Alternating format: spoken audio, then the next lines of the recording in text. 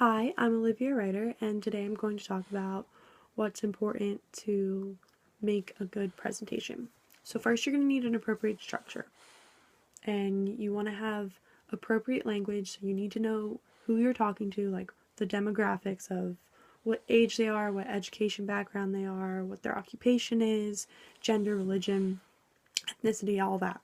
So you need to be aware of the audience that you're talking to so that you know how to approach them and connect with them. So that's why the language that you use is important. It's also important to know what timing you need to have. So like if your speech is supposed to be 3 to 5 minutes, it's important that you know, my presentation is 3 to 5 minutes and I'm not going to go over, I'm not going to mess it up, I'm going to be within those circumstances so I don't lose the audience's attention. It's also important to have examples and facts in your personal connection because, people are going to wonder, like, why are you talking about this? Why do you care? So that's also an important thing that you need to be able to address. So how you're going to set up planning your presentation is you're going to choose a topic. And then obviously you're going to choose a topic, you're going to research it, get to know a lot about it, and then you're going to put in your intro. So you're going to start off your presentation with your intro, which generally includes your personal connection, like a funny story. You can start it with a rhetorical question, an action question. Like you're stating the theme. This is how you're starting off. This is how you're talking to your audience and getting them involved in what you're talking about. Then you're going to formulate a statement of central idea, and you're going to need to collect the research that supports all of that and have like a sufficient amount of evidence to back up what you're talking about and your argument or claim and everything like that.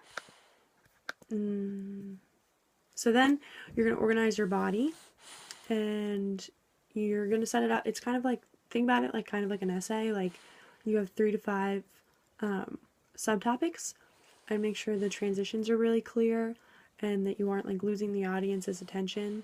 So maybe like put a couple jokes in there, pictures, keep them focused on your presentation and what you're trying to talk about and inform them about. So you develop your argument and then you have your 3 to 5 subtopics that support it and explain it and, really put it into the perspective. So there's different types of arrangements that you can do. You can do the spatial arrangement, time arrangement, casual arrangement, the comparison and contrast, which is similarities and differences, and then problem and solution arrangement, which is like you state the problem and then these are how we can fix it. This is all the solutions.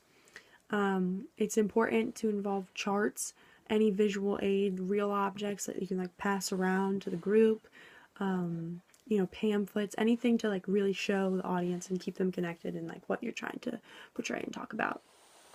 And then you're going to go into your conclusion, which needs to be a recap of what everything that you just talked about. Just like a quick 30-second recap to like get them all of the main points and facts into your audience's head, and so that what they, really digest what you're saying and understand and comprehend it. So that's also important. Thank you for listening, and that's what I got.